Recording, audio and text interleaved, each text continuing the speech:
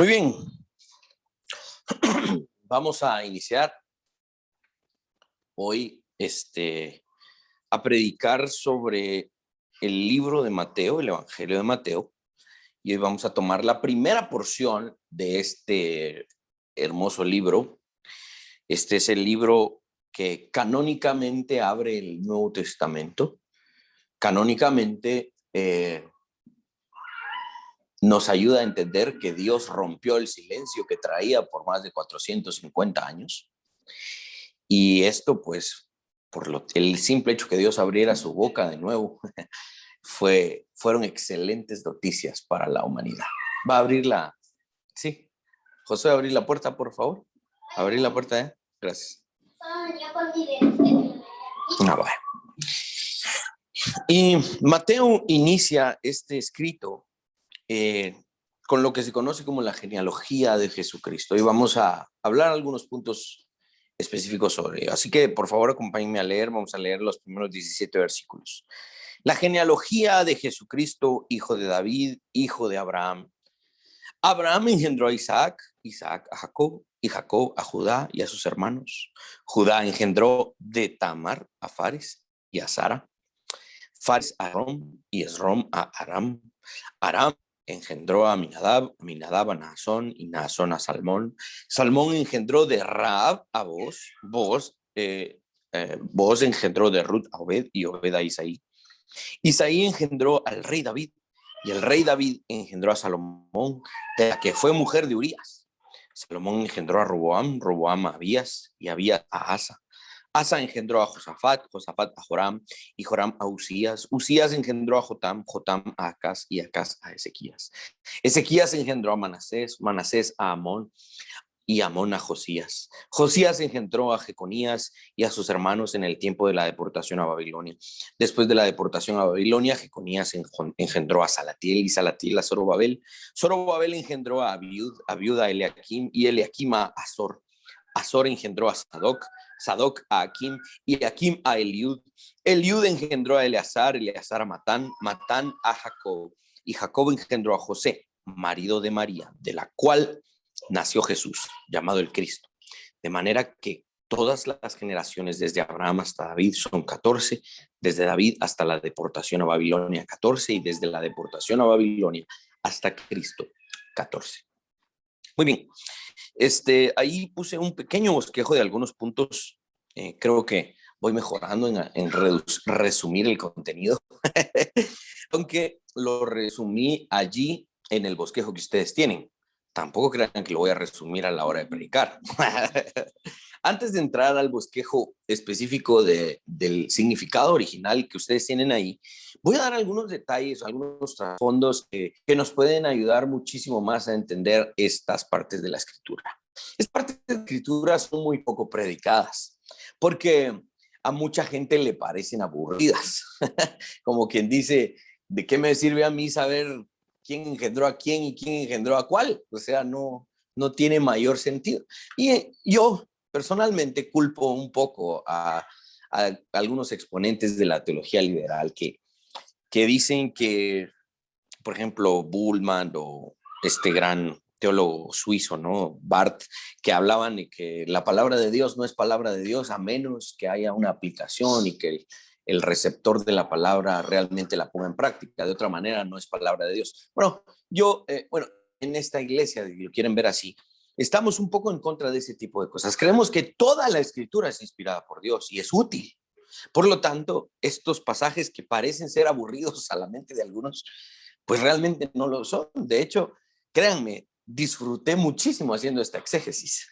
Me gustó muchísimo tanta riqueza que hay detrás de la genealogía de Jesucristo. ¿Qué es el libro de Mateo? Bueno, el libro de Mateo hemos hablado varias veces que es una narrativa sobre la obra y la vida de Jesús, ¿verdad? En muchos casos es historia y son relatos sobre lo que él hizo.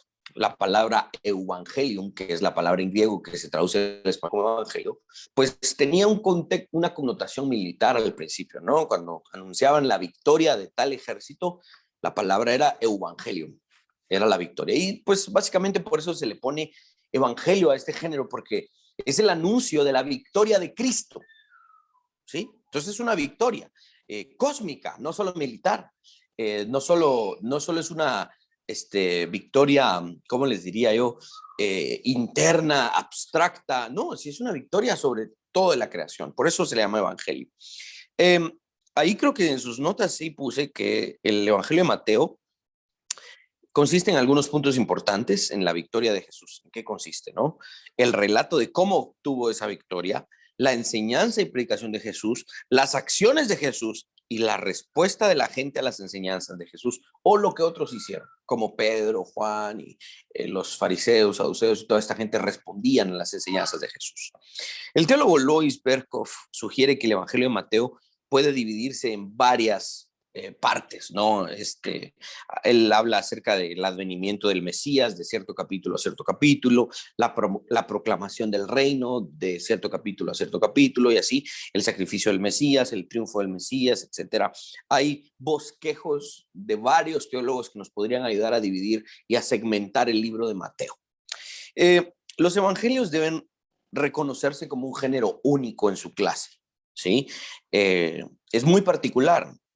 Su contenido es amplio en términos de historia, didáctica, conceptos, parábolas. Al final del análisis de muchos eruditos, el Evangelio de Mateo pertenece a una clase propia, dicen algunos de ellos. Y esto no significa que los evangelios no tengan relación con otros géneros. Al contrario, es como un contenido de varios géneros literarios. Y la verdad es que en ese tiempo, en el tiempo del Imperio Romano, nuevos géneros literarios estaban surgiendo en esa época. Y el evangelio era en algún sentido uno de ellos. En cuanto a los evangelios en general, pues el propósito de los autores no fue tanto la información histórica de relatar hechos, no, más que realmente el relatar hechos tenía un propósito más grande, que era la formación teológica, ¿sí? De la audiencia original. Ese era el objetivo. Y el gran mensaje del evangelio estaba insertado en la historia de todos estos puntos que ellos relataban. En cuanto al evangelio de Mateo en específico, Mateo estaba destinado a los primeros líderes y maestros de las iglesias que Mateo estaba fundando. Mateo se cree era un predicador itinerante. Llegaba a cierto lugar, establecía una iglesia, establecía ancianos y se iba. Y entonces los ancianos le escribían, le decían, Mateo, ¿y qué enseñamos? Vos nos instalaste aquí y todo, pero ¿qué sigue? Entonces Mateo, inspirado por el Espíritu, escribe este libro y lo empieza a dejar y a enviar a las iglesias que él fundaba. Y este evangelio servía para que los nuevos creyentes aprendieran del centro del cristianismo, de la persona de Jesucristo. Y entonces en algún sentido, voy a tocar eso un poquito más adelante, el evangelio, el escrito se convierte hasta en un tono confesional. ¿Por qué? Porque muchas iglesias confesaban lo que Mateo escribía acerca de su maestro, de Jesucristo. Mateo es el evangelio que preserva mucha de la enseñanza de Jesús que no está en los otros tres evangelios. Es un gran evangelio y en cuanto a su intención o composición, por ejemplo, D.A. Carson comenta que su escritura no es desapasionada, así como decir, sí, Jesús hizo esto y aquello y también hizo aquello. Sí, ustedes, me recuerdo un día que andábamos por allá por Galilea y Jesús hizo, no es un asunto como que tirar cosas al azar, sino Carson comenta que es como tiene hasta algún tono confesional, algo que los evangelistas consideraron como una gran ventaja, ¿no? En cuanto a la fidelidad histórica del documento del libro, también Mateo en cierta instancia como historiador es muy respetado. Como cualquier otro historiador, incluyendo Mateo, el escritor debe asumirse como verdadero hasta que no se demuestre lo contrario. Esto es una adaptación de aquel principio jurídico que dice que toda persona es inocente hasta no ser probada culpable, ¿no? Entonces, cuando alguien lee a Mateo, dice, ok, lo que Mateo dice es cierto, a menos que venga alguien más y diga, Mateo está mintiendo. ¿Cuál ha sido lo maravilloso en estos 2000 años? Que han habido ataques, contraataques y han intentado desacreditar a Mateo y desacreditar el libro. Ya adivinen que ni una sola objeción ha sido lo suficientemente fuerte como para decir, ¡Ah! De verdad saber si Mateo es cierto, saber si lo que leemos en Mateo es cierto. No ha habido una sola objeción en ningún ámbito histórico, científico, etcétera, que haya progresado para poner en duda lo que Mateo escribió. Eso es maravilloso, ¿sí? ¿A quién iba dirigido el evangelio? Sin duda alguna iba destinado a los judíos. Esto lo declara explícitamente la evidencia interna del libro, la cual es la más importante. Sin embargo, también existen otros maestros externos a la palabra que han declarado que Mateo iba dirigido a los judíos. Por ejemplo, Ireneo de León, Orígenes, Eusebio de Cesarea, Gregorio de Nacianzo. Este testimonio lo corroboran ellos. La genealogía de Jesús solamente es trazada hasta Abraham, el padre de la raza hebrea.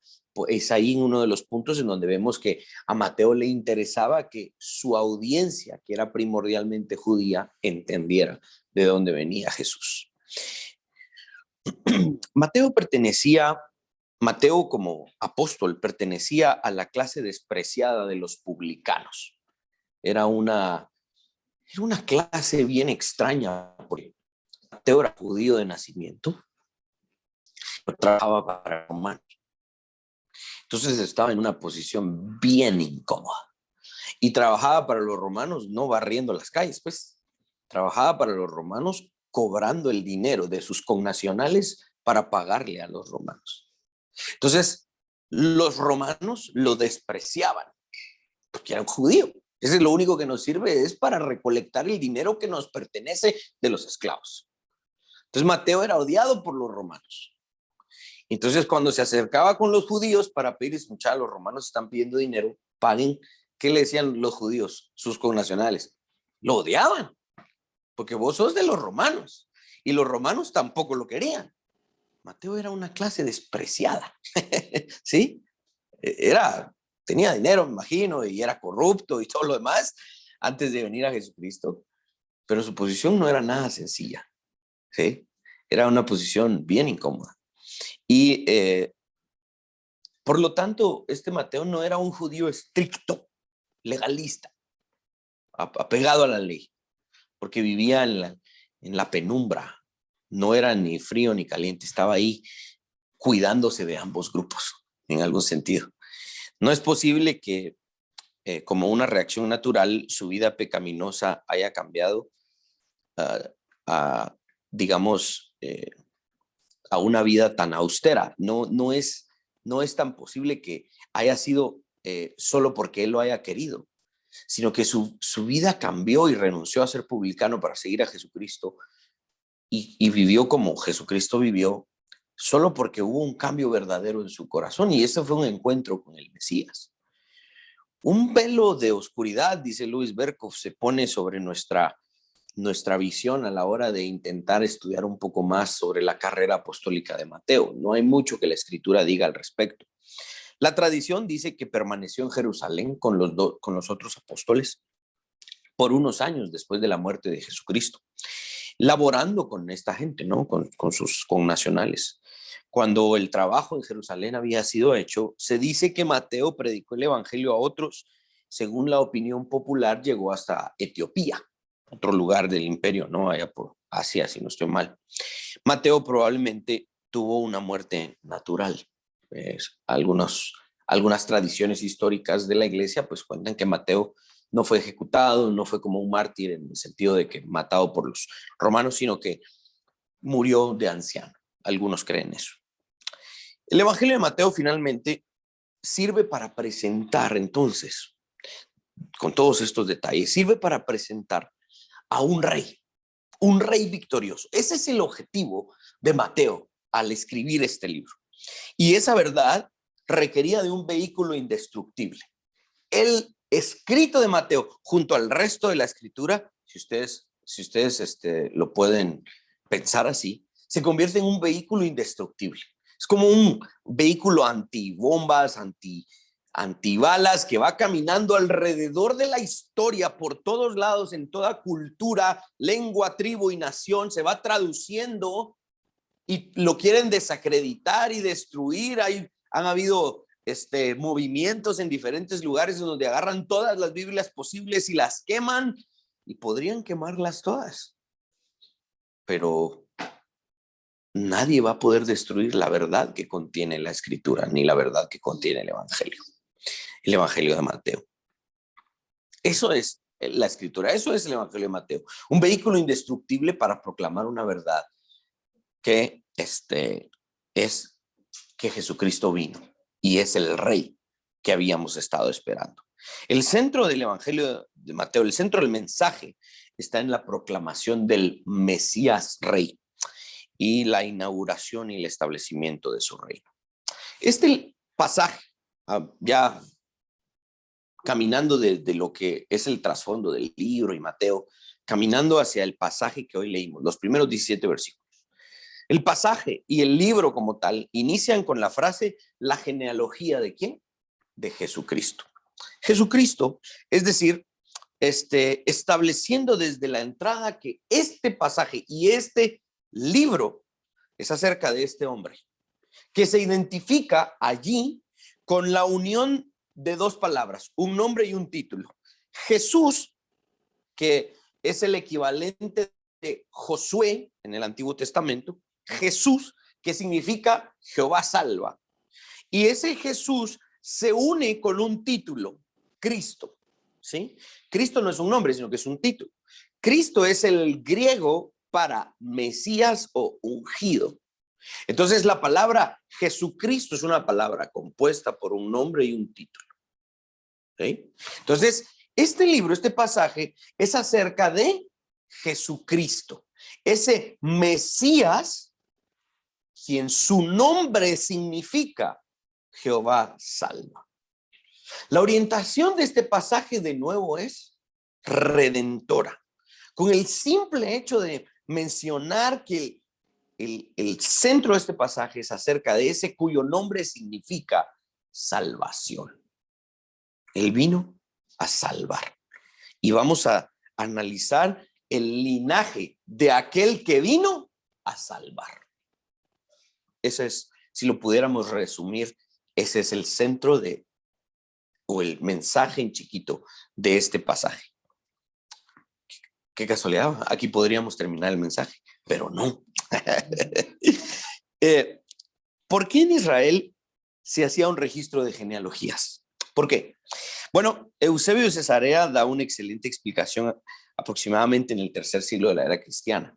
No sé si ahí lo puse, yo creo que no lo puse. Los nombres de las familias de Israel eran calculados o bien de dos razones, dice Eusebio, por dos razones. Por la ley, ¿sí? O por la naturaleza. Por la naturaleza, según la sucesión del nacimiento legítimo, decía Eusebio. Pero se realizaba según la ley cuando alguien engendraba un hijo en favor de un hermano muerto. Aquella ley, ¿se recuerdan? Que si un hombre estaba casado y se moría sin descendencia, el otro hermano tenía que levantarle descendencia a su hermano. Entonces, las genealogías iban registrando eso. ¿Por qué hacían esto de levantar descendencia a un hermano que se había muerto sin hijos? Dice Eusebio que todavía no habían recibido la esperanza clara de resurrección.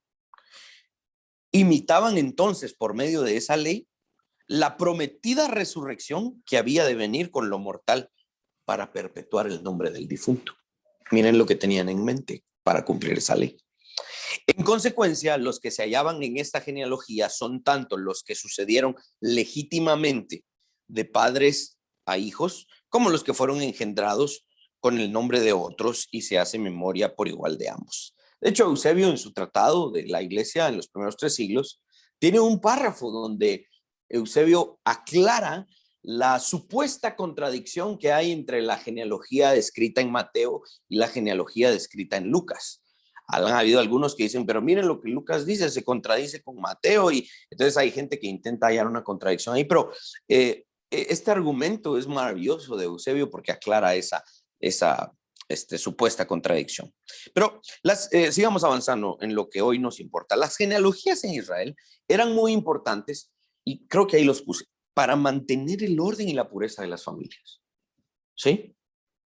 Las genealogías eran para mantener el orden y la pureza de las familias. Y así cuidar de no mezclarse con pueblos extranjeros. ¿Por qué? Dios castigaba en el Antiguo Testamento el unirse con pueblos extranjeros. El caso más claro fue Nehemías. No sé si ahí lo puse, Nehemías 7, versículo 64. Estos buscaron su registro de genealogías y no se halló y fueron excluidos del sacerdocio.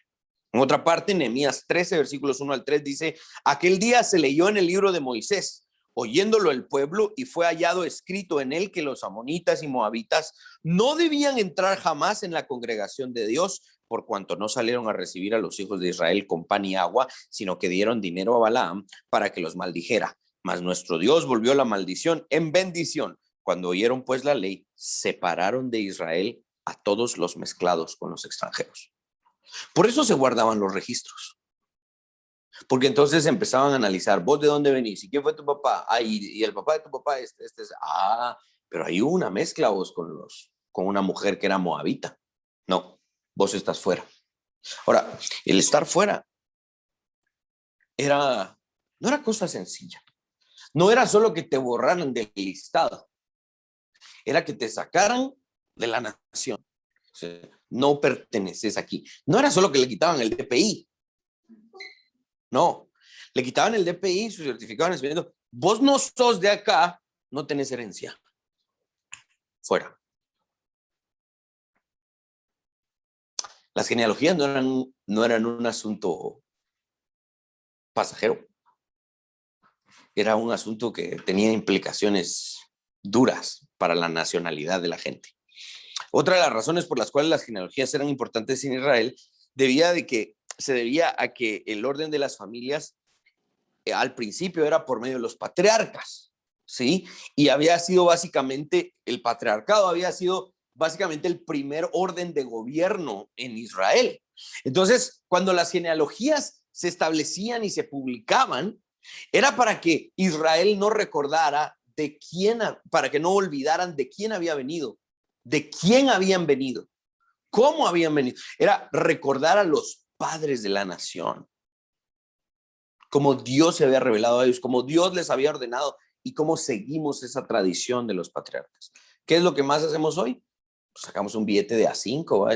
Y ese es este es el Justo Rufino Vargas, el que peleó. Los que saben, ¿verdad? Los que más o menos se enteran de la historia de su país. Pero en ese momento las genealogías eran un asunto serio, ¿no? Era para de verdad conocer la historia, de dónde vengo. ¿Por qué soy así? ¿Por qué mi cultura es así? Porque era conocer de dónde venían los patriarcas.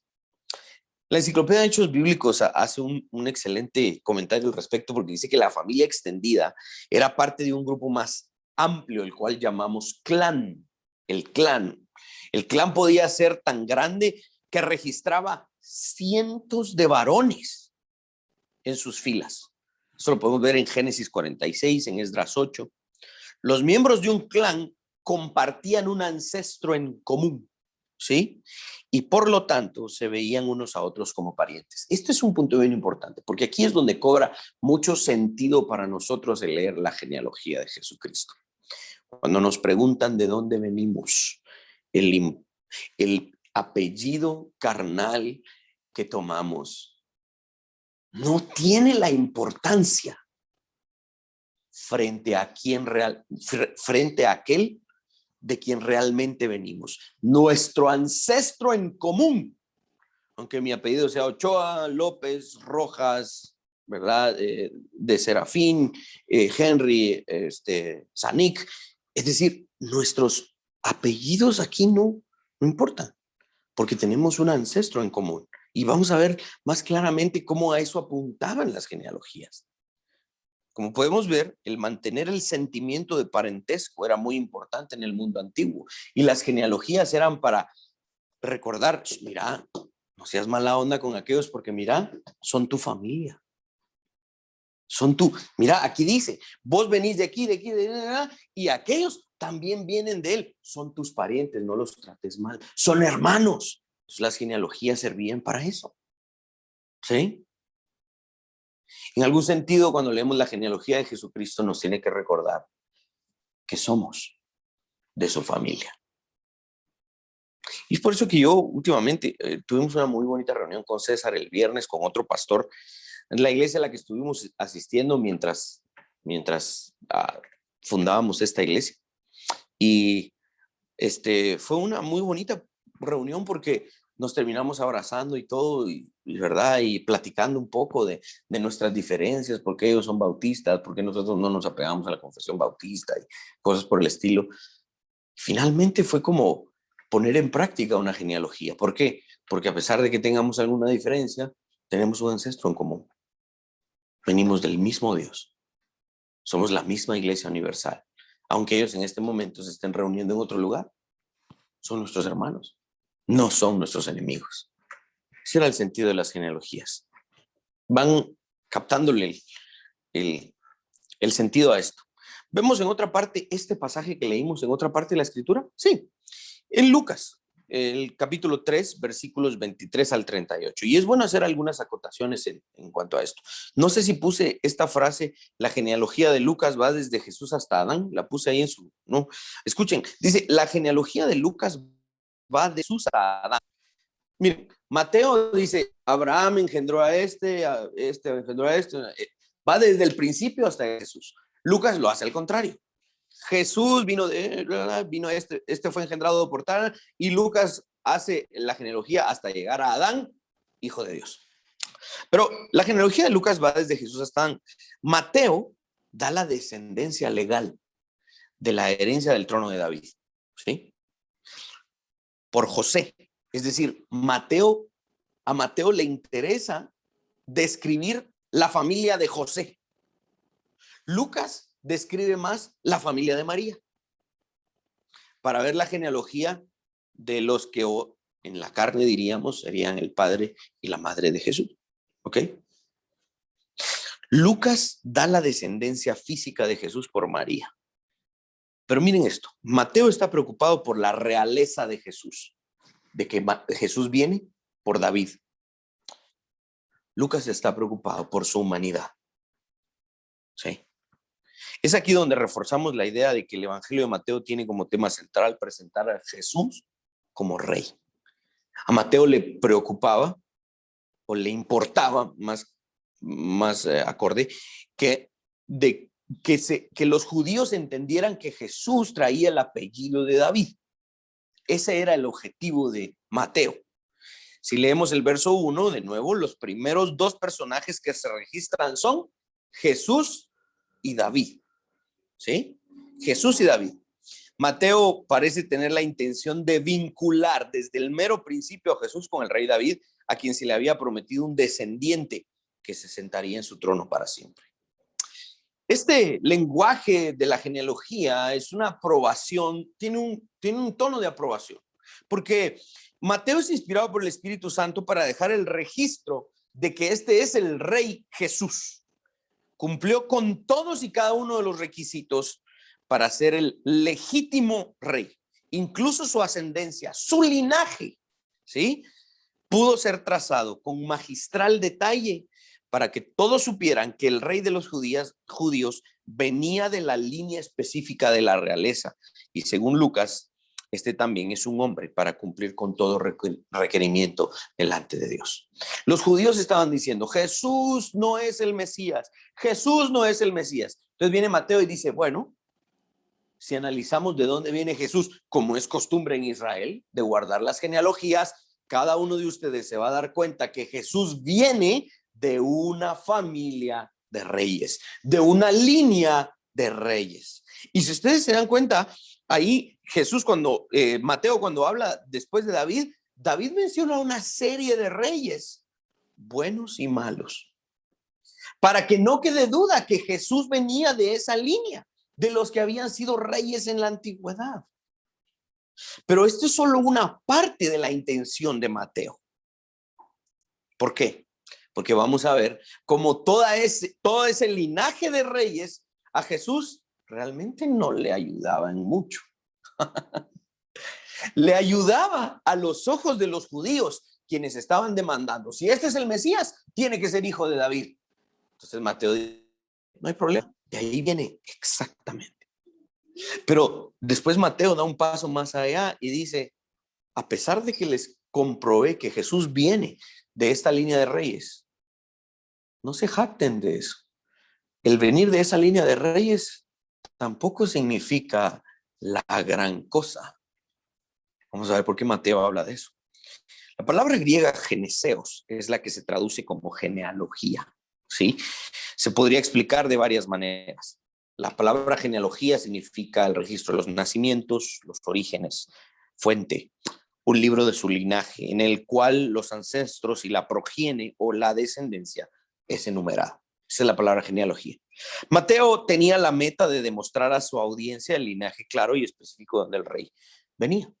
Un teólogo de apellido Tasker dice que el verso inicial de la genealogía distintiva indica que lo significativo de Jesús es que él no solo era el Mesías, sino también era el hijo de David, específicamente designado en el verso 6. David el rey.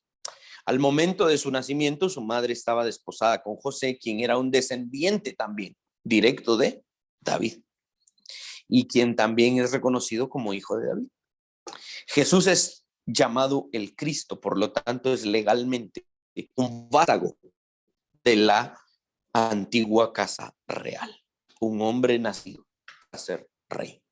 De esa línea de rey, indiscutiblemente Jesús venía. Esto era muy común en los reyes de la antigüedad. ¿Por qué? Los reyes de la antigüedad necesitaban una genealogía clara. No piensen solo en Israel, sino que piensen en todo el Medio Oriente. Muchos de ellos practicaban la línea real. Y una de las cosas que más le servía a un rey antes de tomar posesión en el trono era que se analizara su línea familiar, su línea real. Entonces decían, ¿usted va a ser rey? Sí. ¿Y usted hijo de quién es? Bueno, aquí está mi genealogía. Y entonces generalmente los gobernantes tenían personas que se dedicaban a guardar esos registros. Y entonces publicaban y decían, bueno, el rey Paracatatán viene él es hijo del rey tal, quién es el hijo del rey, y analizaban su genealogía. Y entonces cuando publicaban una genealogía muy bien escrita, muy bien detallada, muy bien estudiada, con pruebas y todo lo demás, entonces la gente decía, wow, este viene de una línea de reyes. ¿Qué pasaba? La genealogía le ayudaba a este gobernante a tomar más fácilmente el trono. En algún sentido, la genealogía elevaba la dignidad del rey.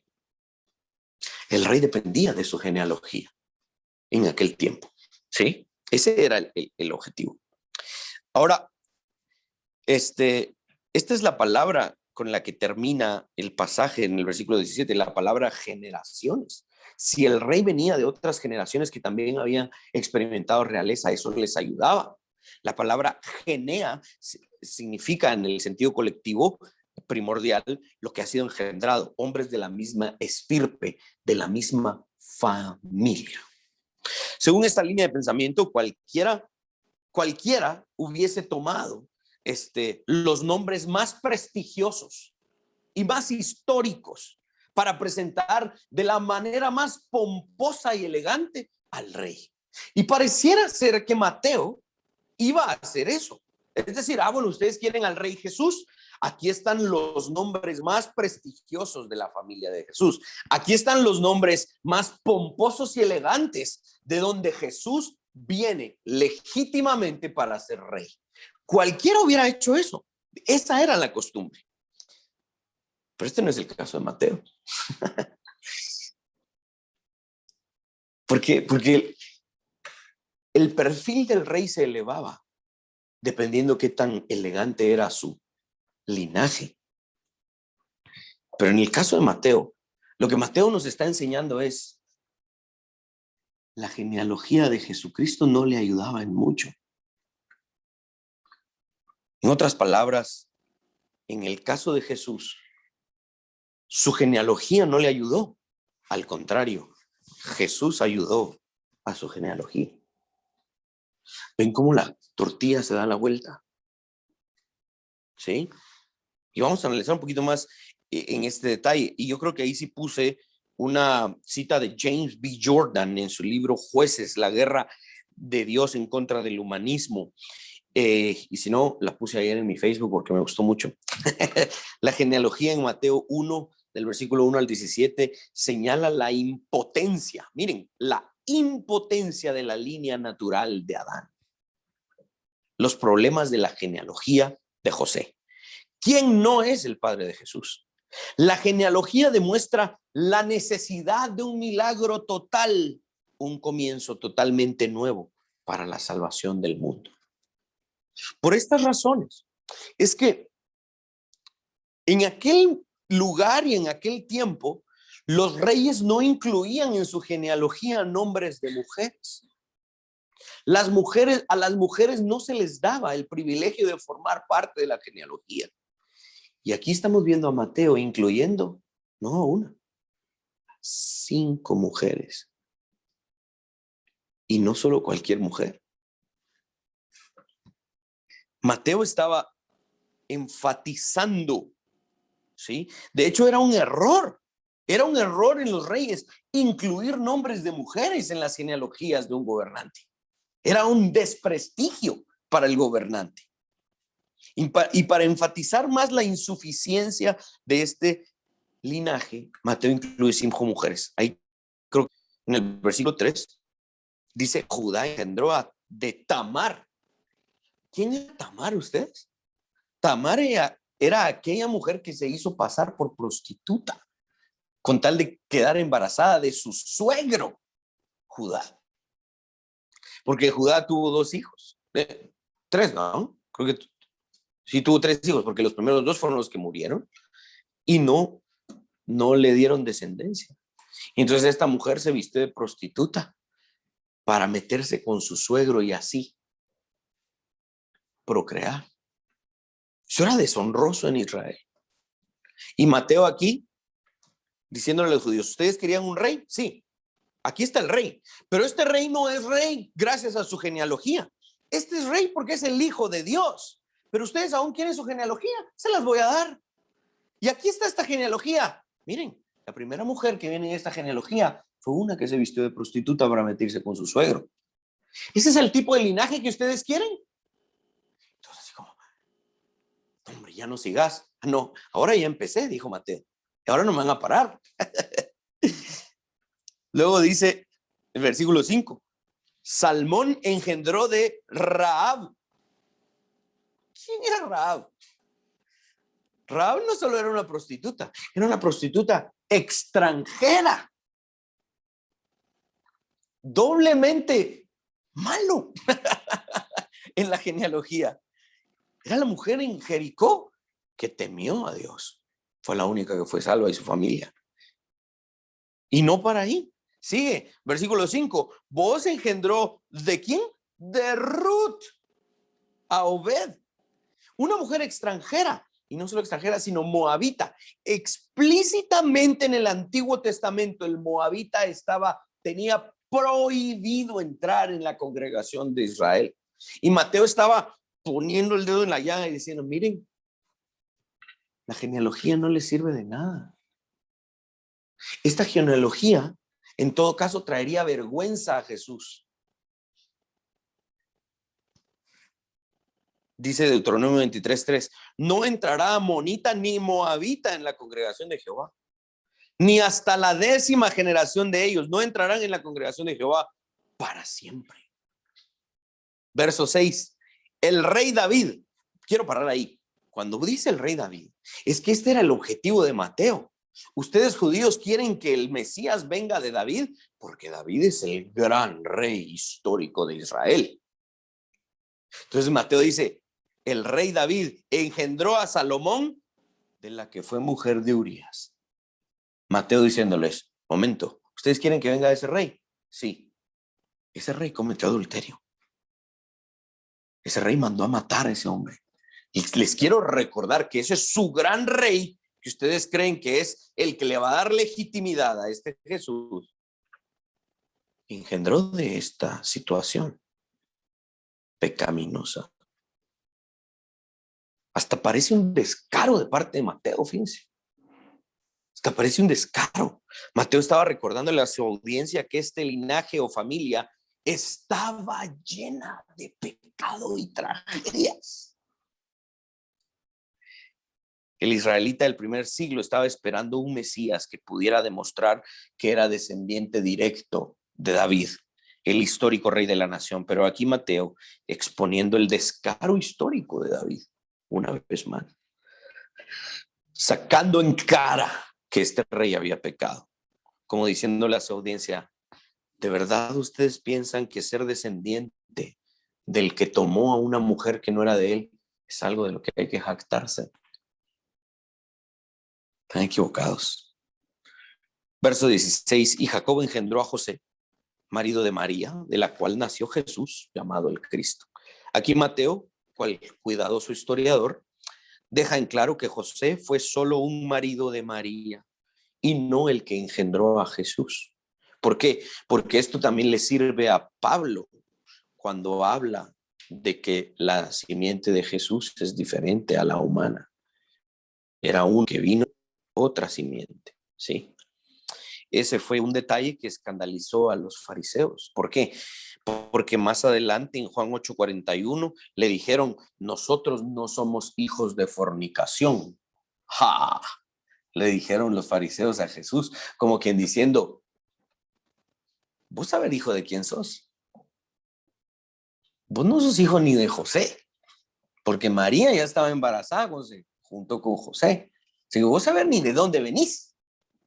Según ellos, ¿no? Miren los detalles que aquí Mateo está incluyendo para que veamos la importancia. Mateo estaba lanzando un mensaje muy importante al dejar este registro familiar. Este linaje, esta familia, no le ayudaba en nada a Jesús. Al contrario, esta familia siempre necesitó de un futuro rey que finalmente había llegado. El honor de la familia fue rescatado cuando Jesús vino, porque esa familia se destruyó solita. Esa familia fue pecadora solita. Y si ellos no podían decir: nuestro honorable apellido fue el que le dio a Jesús la legitimidad para ser rey. Qué honorables eran todos estos pecadores. No, eso es lo que Mateo está diciendo. El apellido no le ayudó en nada a Jesús, al contrario. Jesús hubiese tenido todo el derecho de decir: yo no quiero este apellido. Fue Jesús quien salvó el honor de esta familia. ¿Ven la importancia de esta genealogía? Sí. Por así decirlo, al fin salió uno de esta familia que sí le trajo honor al apellido. Este fue Jesús. ¿Cómo aplicamos esto, mis hermanos? Veamos la insuficiencia de los que forman la genealogía de Jesús. Veamos cómo nosotros allí estamos representados. Nosotros somos parte hoy de la familia de Dios. Y si fuésemos a estar en la genealogía de Jesús, nosotros somos como esta familia insuficiente. Éramos como esa línea de Adán insuficiente que traía vergüenza al nombre de Dios. Eso éramos nosotros. El que trae honor a esta familia, a este apellido, es el Hijo de Dios, no nosotros. No podemos proveer nada para hacer más digno al Rey. Al contrario, Él es el Rey quien nos da dignidad, porque de nosotros no sale nada bueno. Eso es el Evangelio. El simple hecho de bajar del cielo y hacerse semejante a nosotros, los hombres, venir a formar parte de la línea familiar y además que no se avergüence de nosotros. Es el simple hecho, es un motivo para arrodillarnos y agradecer a Jesús.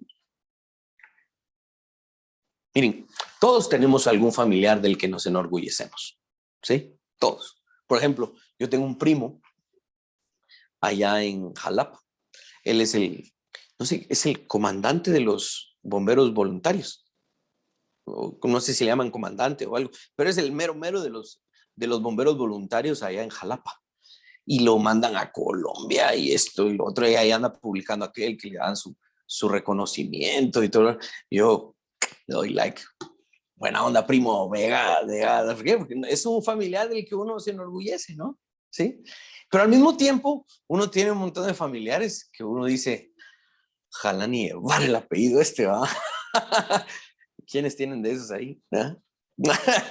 Todos tenemos de esos familiares que a veces ni nos enorgullecemos, ¿va? Ah, vos sos primo de aquel. Sí, hace 2 semanas lo llevaban hinchachado ahí a la comisaría. Dice uno.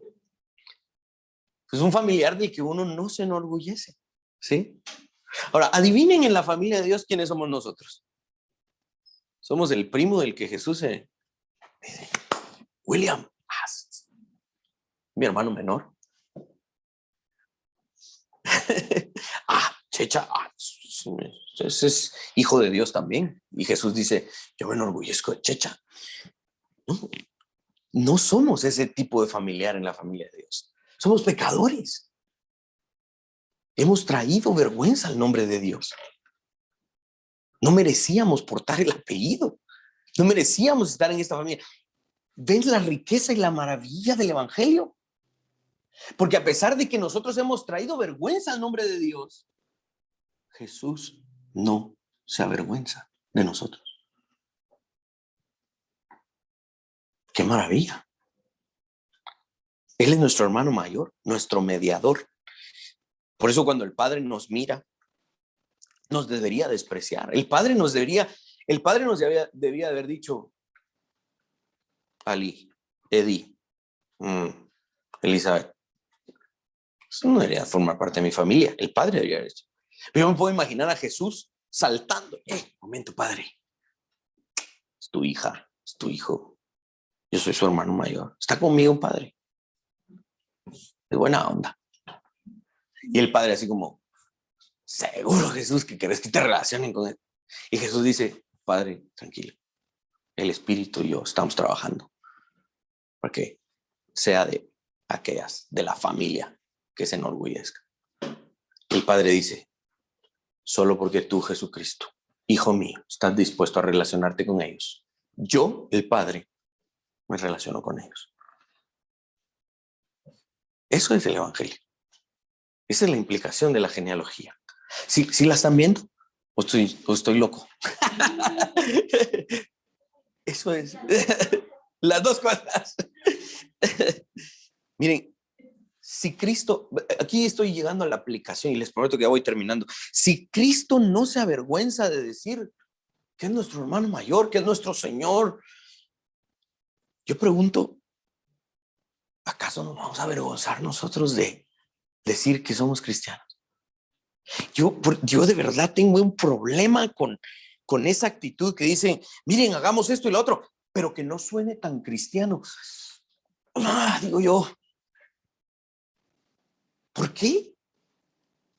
Imagínense que el Padre y que Jesús digan eso de nosotros. Sí, vamos a salvar a estas familias, pero en secreto. ¿No? Que el mundo no sepa que yo salvé a estas familias. Y con justa razón él podría hacerlo. Pero no. Él proclama y dice, yo he salvado a estos. Y la gente nos mira y dice, William, si ese William chamusqueaba con marihuanos, a ver si no era marihuano ese William también. Esa es de verdad nuestra realidad. Pero no se avergüenza. Yo pregunto, ¿nos vamos a avergonzar cuando hacemos un proyecto que no suene tan cristiano? ¿De dónde sale esa idea? De que tenemos vergüenza de Dios cuando Él no tuvo vergüenza de nosotros. ¿Se dan cuenta lo malos que somos? Los pecadores que somos. Y esto va directamente con una de las cosas que yo les dije vamos a hacer en esta iglesia. Mis hermanos, cada vez que tengamos una oportunidad de presentar el evangelio a un inconverso, una de las cosas que lamentablemente nos gana es la vergüenza de abrir la boca y decir, yo soy de la familia de Dios.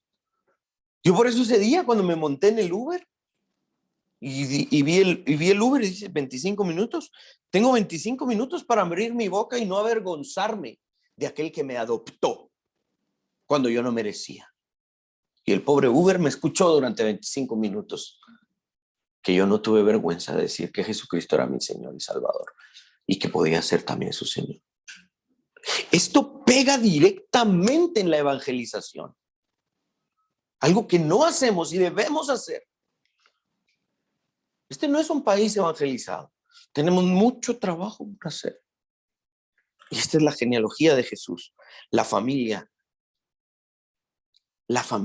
pecadora y trágica de Jesús. Allí estamos representados nosotros.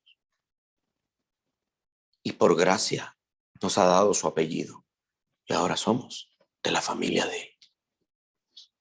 Díganme si no, aún estos pasajes que tienen la fama de ser aburridos, no tienen la orientación salvadora y redentora. Eso es la genealogía de Jesús. Un ejemplo más, hace un tiempo, un hombre llamado Leopoldo Eduardo López Mendoza. Él era un político, es un político en Venezuela. Y él se levantó con el apoyo de mucha gente en Venezuela para derrocar a Hugo Chávez. ¿Sí? Ya Hugo Chávez estaba muy enfermo del cáncer y todo lo demás. Ya venían las elecciones. Hugo Chávez estaba que se moría. Entonces tenían que haber elecciones y había que elegir a un nuevo presidente. Entonces Leopoldo López se levantó con el apoyo de mucha gente y dijo, vamos a derrocar a Chávez. Y de verdad lo apoyaron un montón y lo metieron a la cárcel, ¿va? Un totalitarismo en Venezuela. Y el sucesor de Chávez, o la persona que estaban elevando, es el que todavía es presidente, Nicolás Maduro, ¿no? Alguien publicó un cuadro comparativo de las genealogías de los dos, interesante, ¿verdad? Y empezaron a hablar de quién era Leopoldo López. Y el punto que más utilizaron de Leopoldo López es que Leopoldo López, y pusieron ahí con letras grandes y resaltadas, Leopoldo López es un descendiente directo de Simón Bolívar. Simón Bolívar fue el gran libertador de Sudamérica, ¿no? Simón Bolívar fue declarado la personalidad del siglo XX, creo yo, fue declarado el hombre con mayor impacto en el continente suramericano. Entonces, es un nombre muy conocido, ¿no? Entonces, ¿qué estaban intentando hacer? Estaban intentando elevar el perfil de Leopoldo López debido a su genealogía. Y me dio tanta risa porque del otro lado pusieron Nicolás Maduro, ayudante de camioneta. Y de verdad, no, y de verdad Nicolás Maduro había sido ayudante de camioneta, ¿ves? Y después se metió al ejército y se emparentó muy bien y fue a ser el sucesor de Chávez, ¿va? Pero me dio muchas risas. Publicaron que Leopoldo López, de parte de su mamá, la mamá de Leopoldo López, Antonieta Mendoza, era descendiente de Juana Bolívar, una de las tres hermanas del libertador Simón Bolívar. Y de Nicolás Maduro solo pusieron eso, ¿no? Ahora, ¿por qué les digo este ejemplo? Cuando Pablo dice en Hechos 17, 28 y 29, escuchen, porque linaje suyo somos, dice Pablo, siendo pues linaje de Dios. No debemos pensar que la divinidad sea semejante a oro o plata o piedra, escultura de arte y de imaginación de hombres. Miren, cuando Pablo dice somos linaje suyo, linaje de Dios, estamos en la genealogía de Dios, no significa que nosotros fuimos antes de Dios. Significa que venimos de Él y que estamos en su linaje, estamos en su familia, en su misma estirpe. Y por lo tanto, que Dios es real y nosotros tenemos un puesto en su reino.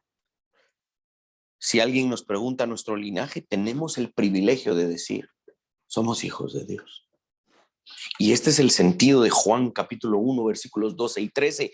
Les dio potestad de ser hechos hijos de Dios, los cuales no son engendrados de sangre, ni de voluntad de carne, ni de voluntad de varón, sino de Dios. Quiero repetir eso. Miren, los cuales nosotros no son engendrados de sangre, ni de voluntad de carne, ni de voluntad de varón, sino de Dios. ¿Te das cuenta del privilegio? Trajimos vergüenza a la familia de Dios y aún así se nos permite estar en ella. Yo escuchaba, cuando nos metimos esto de política, ¿no? Y todo, me puse a escuchar la historia de estos, los dueños de Pollo Campero, ¿va? Los supuestamente de la familia Gutiérrez, ¿no? Son varios hermanos. Y el más controversial de ellos es el señor Dionisio Gutiérrez, ¿no?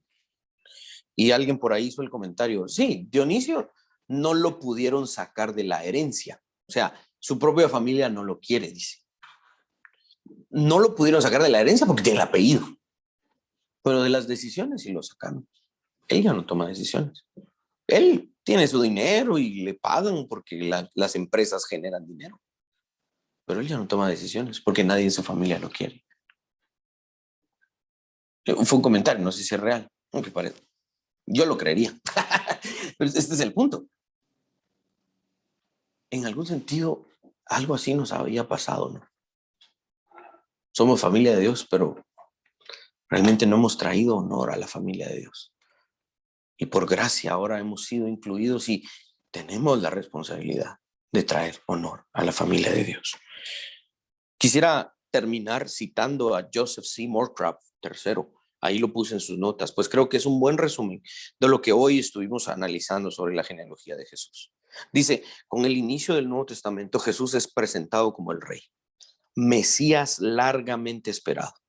Mateo señala en la genealogía de Jesús que él es el hijo de reyes, particularmente del rey David, lo cual es lo primero que dice acerca de Jesús en el Nuevo Testamento. El Nuevo Testamento se convierte en la historia de un gran rey, quien vino del cielo a la tierra a salvar a su pueblo de sus pecados. Vino a salvarnos a nosotros.